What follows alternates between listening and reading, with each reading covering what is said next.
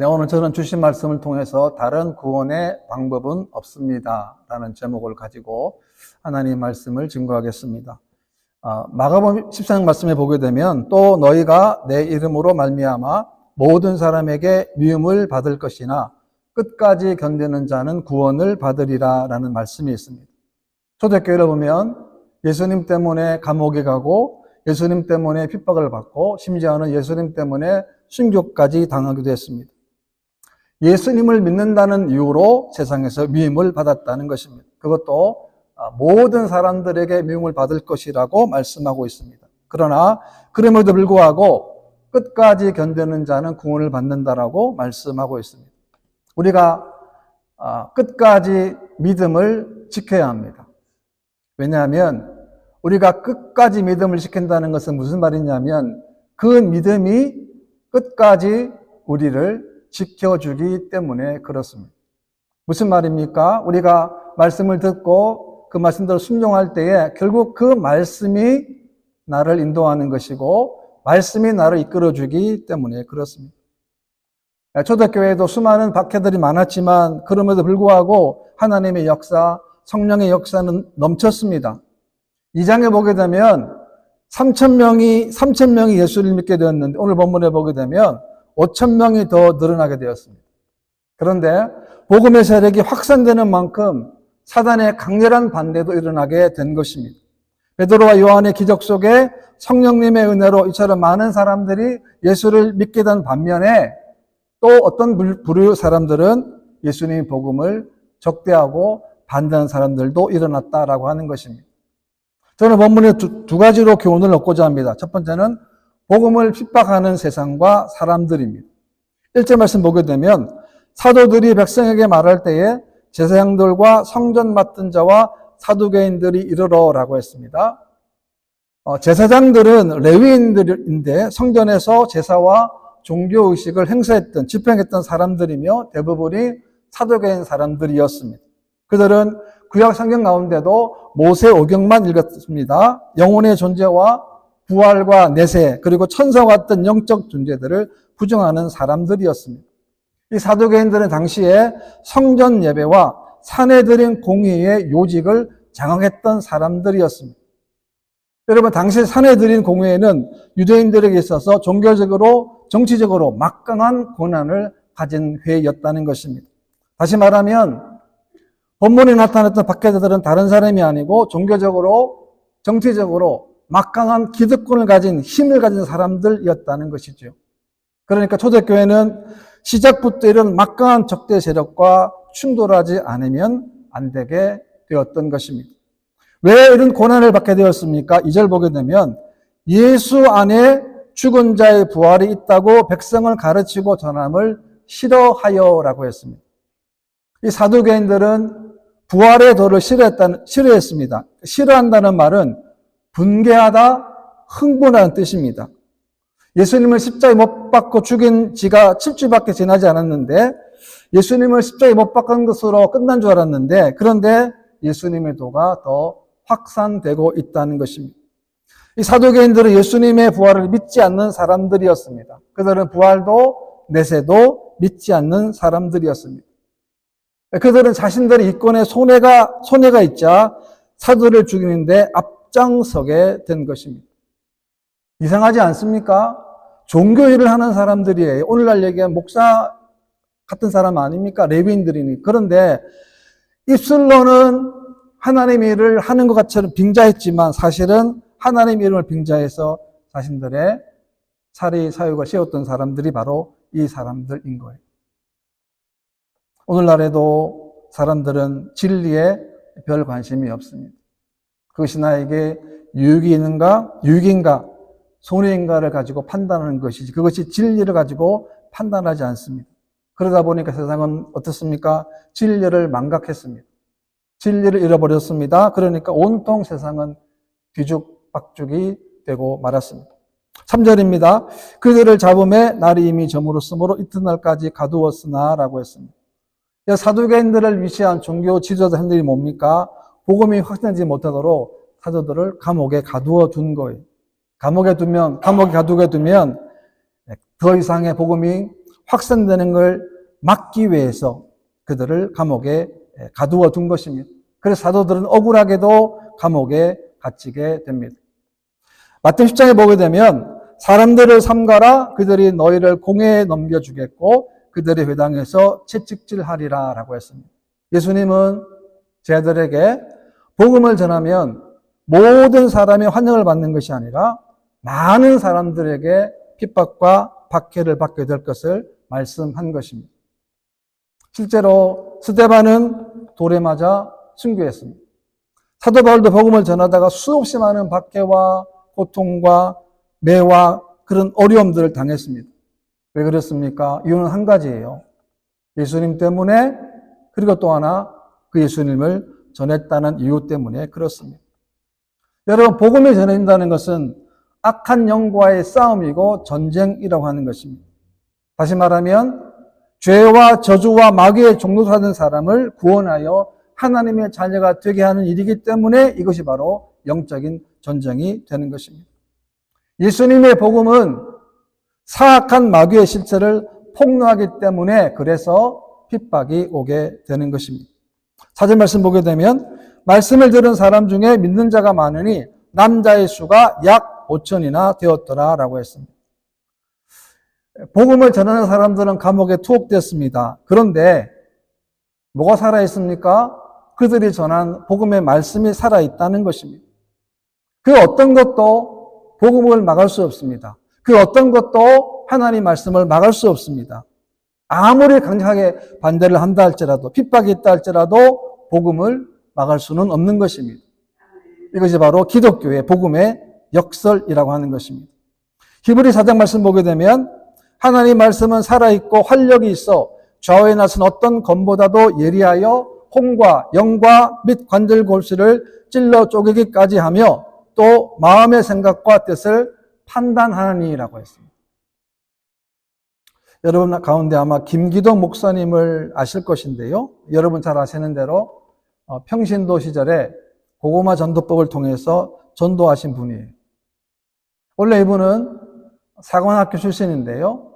독실한 불교도였습니다. 심지어는 불교도에서 회장까지 했던 분이에요. 그러니까 교회에 대해서 아주 불신이 많았던 분인데 이분이 어떻게 교회를 가게 되는가 하면 자기 자녀가 있는데 밥을 먹을 때마다 그 자녀가 정말 이 고사리 같은 순으로 이렇게 기도합니다. 하나님, 우리 아빠 예수 믿게 해주세요. 라는 기도를 계속 한 거예요.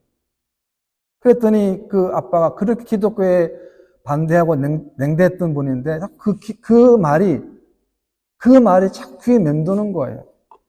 그래서 이제는 그분이 예수 믿겠다 교회 오는 것이 아닙니다. 자기 아이들이 그렇게 기도하니까 한번 교회 나가줄게라는 마음으로 교회를 오게 된 거예요. 그래서 이제 믿음이 없이 교회에 그냥 출석만 겨우 하는 정도였는데 어느 날은 가족들과 한 교회를 가다가 분명히 교회 간다고 말을 했는데 마음은 교회가 아니고 동해안의 스키장으로 떠나버린 거예요. 집에 출발했는데 그 고속도로를 타버린 거예요. 그래서 가다가 고속도로에서 정면 충돌 사고를 겪게 됩니다. 차는 완전히 망가졌습니다. 자기 딸은 얼굴에 수십의 그런 수술 자국이 있어요. 자기는 안 다친 거예요. 그런 엄청난 교통사고를 통해서 이분은 예수님을 만나게 된 거예요. 여러분, 그 아이들이 고사 같은 놈을 우리 아빠 예수 믿게 해주세요. 그 말이 살아있는 거예요. 그 말이. 그래서 그분은 평신도로서 얼마나 많은 집회를 가서 살게 한 증거했습니까? 그리고 난 다음에 이분이 목사가 되셨어요. 그리고 미국에서 지금 목회를 하나님 은혜 가운데 잘 하십니다. 뭘 말합니까? 이것이 바로 하나님 말씀의 능력이고 하나님 말씀의 위력이라고 하는 것입니다. 그 위력이 오늘 본문에 보게 되면 5천 명의 사람들이 예수를 믿는 놀라운 기적의 순간을 주신 거예요. 초대교회는 계속 부흥이 됩니다. 왜 그렇습니까? 이렇게 앞으로도 수만 명이 예수를 믿는 그런 놀라운 기적을 주신 것도 마찬가지 아닙니까? 바로 하나님의 역사이고 성령의 역사이고 다시 말하면 말씀의 역사라는 거예요. 우리가 말씀 들을 때 그렇습니다. 그 말씀을 내 신비에, 마음에 담아야 돼요. 심령에 담아야 돼요. 내 영혼에 담아야 됩니다. 그래야 말씀을 통하여 내 심령이 변화되고 내가 하나님의 사람으로 내가 무엇이 잘못됐는가, 무엇이 내가 다시 한번 내 삶을 바라볼 수 있는 시간을 우리가 갖게 되는 거예요. 우리는 이미 예수를 믿음으로 말미암아 구원을 받았습니다. 그러므로 우리가 해야 할 일은 뭡니까? 하나님 말씀을 가장 가까이에서 우리가 경험하고 체험하고 누리는 삶을 우리가 살아가야 하는 것입니다. 우리가 언제 가장 신앙이 뜨거워집니까? 그것은 고난 당할 때인 것입니다. 왜 우리 고난 당할 때 왜 순수해집니까? 그것은 다른 것이 아니라 다른 눈을 돌릴 데가 없기 때문에 그렇고, 또 하나는 하나님 말씀이 너무나 잘 들려지기 때문에 그렇습니다. 고난 당하기 전까지는 그냥 귀로만 듣던 말씀인데 고난 당하고 보면 그 말씀이 마음 중심으로 내 심령으로 내 은혜 가운데 들려지기 때문에 하나님은 그 들려진 말씀을 통해서 역사하기 때문에 우리의 신앙에 놀라운 하나님의 기적을 보게 되는 것입니다.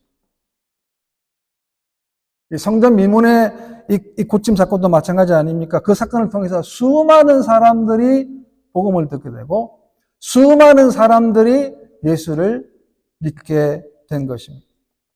그러니까 한 사람이 구원받은 것은 한 사람 끝나지 않습니다.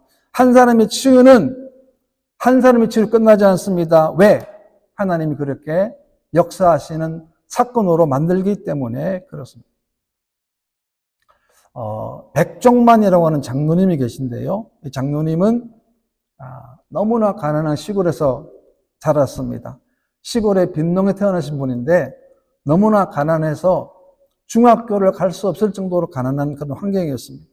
그 당시에 초등학교 6학년 담임 선생님이 어느 날은 순천에 가자고 해서 같이 갔어요. 아무 이유도 모르는 채 갔는데 그날이 뭐냐면 중학교 입시 시험이 있는 날이었어요. 자기는 중학교 갈 생각 하지 않았는데 그 담임 선생님이 그를 끌고 학교를 가는 거예요. 시험을 봐가지고 이 시험에서 10등 안에만 들면 학비가 면제된다는 거예요. 근데 그분의 그 기록에 보니까 하나님의 은혜가 시험을 봐가지고 학비가 없이 중학교를 다니게 된 거예요. 그 학교가 유명한 미션 스쿨이었어요. 기독교 학교였습니다. 기독교 학교는 다른 게 아니고 학교에서 체프를 드리는데요. 이분이 체프를 드리다가 또 체프를 드리면서 교회를 가게 됐는데 교회를 다니면서 예수님을 만나게 된 거예요. 그리고 이분이 예수를 믿으니까 자기 친어머니한테 전도를 했는데 당시 그분의 분위기는 뭐냐면 자기 어머님은 여전히 이 옛날 토속신앙이 있죠. 무당한테 절하고 그런 걸 물 떠나고 이래 비는 그런 신앙이었는데 아무리 해도 잘 안 들어요. 자기 아들 말 안 들어요. 그런데 이분이 자기 어머니 어느 날 쓰러지셨어요. 병에 차도가 없습니다. 당시 시골의 주위 분들은 자기 어머님 보고 안 됐다, 끝났다 그래가지고 관까지 준비하고 장례식까지 다 준비를 하셨습니다. 그런데 이 백종만 장로님은 포기하지 않았어요. 당시 순천에 있는 의사 선교사들이 세운 병원이 있는데 거기만 가면 자기 어머님이 살 수 있을 것 같다는 그런 믿음이 들었다는 거예요. 근데 그곳에 가려면 그 병원에 가려면 교회에 다니는 출석 증명서가 필요하다는 거예요. 아직 안 다니는데 필요하다니. 그래서 교회 가서 앞으로 다니기 약속하고 증명서를 받아가지고 병원 갔는데 하나님이 그 어머님 병을 고쳐주셨어요. 자기가 예수 믿었습니다. 어머님이 예수를 믿었는데 그런 기적을 처음 하니까 얼마나 뜨겁게 예수를 믿었겠습니까? 그랬더니 온 가족들이 다 예수를 믿게 된 거예요. 마지막으로는 자기 아버님도 마지막에 임종하시기 직전에 목사님 모시고 목사님부터 그런 마지막에 복음을 받아야 되는 거예요. 마지막 순간에. 여러분이 뭘 말합니까? 하나님은 우리의 이런 연약한 환경 가운데서도 일하신다는 거예요. 우리가 좋은 환경이 아닙니다. 어려운 환경 가운데서도 하나님은 그 환경 가운데서 가장 중요한 게 뭡니까? 영혼이 구원받게 하시는 거예요. 7절입니다. 사도들을 가운데 세우고 묻되 너희가 무슨 권세와 누구의 이름으로 이 일을 행하였느냐. 공식적으로 박해하는 거예요. 질문의 내용이 뭡니까? 무슨 권세로 걷지 못하는 사람을 세웠느냐는 거. 또 하나는 뭡니까? 누구의 이름으로 이 일을 행하느냐. 두 번째입니다. 이 질문에 대한 답인데요. 성령 충만함으로 복음을 전하는 베드로의 모습입니다. 8절 말씀 보게 되면 이 베드로가 성령에 충만하여 이르되 백성의 관리들과 장로들아 라고 했어요. 앞으로 베드로는 과거가 전적이 뭡니까? 어부잖아요. 근데 비록 어부지만 성령 충만하게 되니까 그 영적인 분별력이 있는 거예요. 그가 이렇게 놀라운 하나님 일을 할 수 있었던 이유가 뭡니까? 그가 하나님께 성령 충만한 상태로 살았기 때문에 그렇습니다. 다시 말하면 그가 성령에 사로잡힌 상태로 있었기 때문에 그렇습니다. 우리가 어려움 당할 때, 고통 당할 때도 조심해야 될 것은 잘못하게 되면 인간의 육성이 터져 나오기 때문에 그렇습니다. 그래서 우리는 언제나 어디서나 하나님의 성령에 사로잡히는 삶이 되어야 하는 것입니다. 왜 기도하라 그럽니까? 교회에서. 다른 게 아닙니다. 기도해야 우리가 성령 충만함을 받을 수 있는 길이기 때문에 그래요. 우리는 순간순간 하나님의 영으로 성령으로 충만해야 됩니다. 그래야 세상을 이길 수 있게 되는 것입니다. 여러분, 사단의 전략이 뭡니까? 오늘 이 시대 사단의 전략은 나의 욕심을 자극하는 거예요. 여러분들의 욕망을 자극하는 거예요. 마치 에덴 동산에 사단이 아담이 아니고 하와를 접근했던 것 똑같은 수법을 지금도 쓰고 있는 거예요. 그래서 우리가 이 싸움 이기려면 항상 성령 충만해야 되는 것입니다. 10절 말씀 보게 되면 너희와 모든 이스라엘 백성들은 알라 너희가 십자가에 못 박고 하나님이 죽은 자 가운데서 살리신 나사렛 예수 그리스도의 이름으로 이 사람이 건강하게 되어 너희 앞에 섰느니라 라고 했습니다. 예수님은 우리 죄를 위하여 십자가에서 못 박혀 돌아가셨습니다. 그래서 우리가 다시금 살아났습니다. 영원한 생명을 우리가 얻게 된 것입니다. 예수님이 왜 십자가에 돌아가셨습니까? 그것은 우리의 죄의 문제가 해결돼야만 우리가 하나님의 자녀가 될 수 있기 때문에 그렇습니다. 예수님 십자가를 지실 때에도 그 앞에 있는 기쁨을 위하여 십자가를 참으셨다라고 했습니다. 어떤 기쁨이겠습니까? 예수님이 십자가를 지심으로 말미암아 우리가 구원받는 하나님의 뜻을 이루시고 우리가 구원받는 그것을 보았기 때문에 비록 나는 슬프고 나는 아프지만 그러나 그것을 생각하면서 예수님은 기쁨으로 십자가를 지신 거예요. 그래서 우리가 구원받게 된 것입니다. 11절 말씀 보게 되면 이 예수는 너희 건축자들의 버린 돌로서 진 모퉁이의 머릿돌이 되었느니라 라고 했어요. 건축 현장을 보게 되면 수많은 자리들이 많이 있잖아요. 나무도 있고 돌도 있고 수많은 게 어지럽게 널려 있는데 그 중에서도 건축자는 집을 지을 때 좋은 돌을 사용해서 집을 짓습니다. 그런데 그 돌을 사람들이 버렸어요. 그런데 하나님은 예수님을 죽은 자 가운데 살리셔서 다시금 교회의 가장 중요한 머릿돌이 되게 하신 거예요. 그래서 예수님을 예수 중심의 교회, 예수 중심의 가정은 절대로 무너지지 않습니다. 왜냐하면 가장 안전한 기초가 되기 때문에 그렇습니다. 베드로 신앙 고백 보십시오. 신앙 고백 이후 예수님이 이렇게 말씀하십니다. 내가 이 반석 위에 내 교회를 세우리니 음부의 권세가 이기지 못하리라 라고 말씀하셨어요. 이것이 뭡니까? 이것이 교회라는 거예요.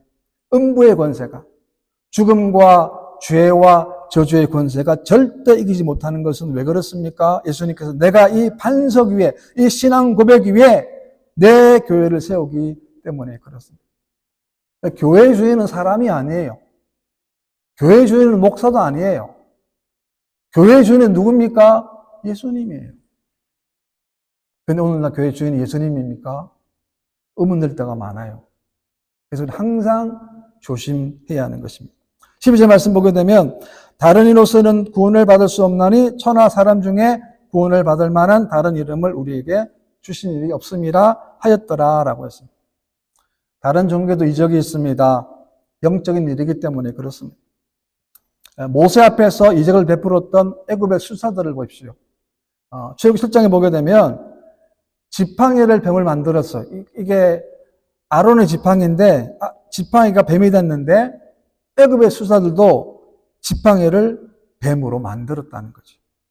하나님께서 나일강을 피로 변하게 하셨는데 애굽의 술사들도 성경 보게 되면 자기의 요술로 그와 같이 했다라고 기록되어 있습니다. 그랬더니 바울의 마음이 완악했다라고, 그리고 그들의 말을 듣지 않았다고 성경은 말씀합니다. 다른 종교에도 기적이 있습니다. 신기한 것이 있습니다.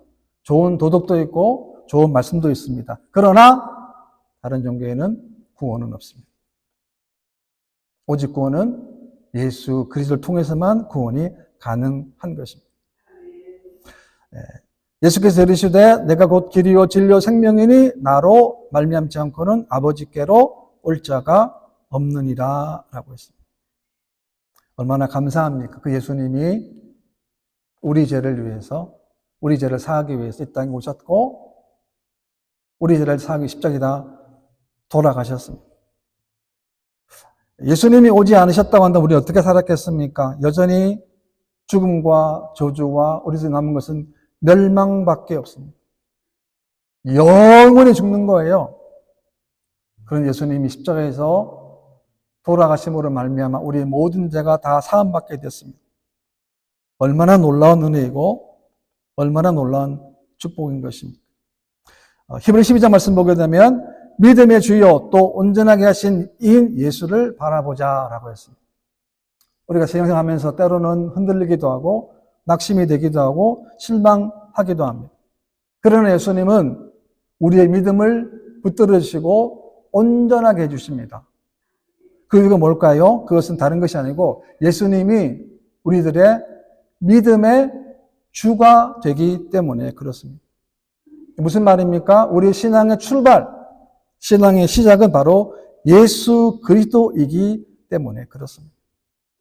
세상은 변하고 세상은 바뀝니다. 얼마나 혼란스러운 일들이 많습니까? 이런 이 시대 가운데도 예수님은 어제나 오늘이나 영원토록 변함이 없으세요.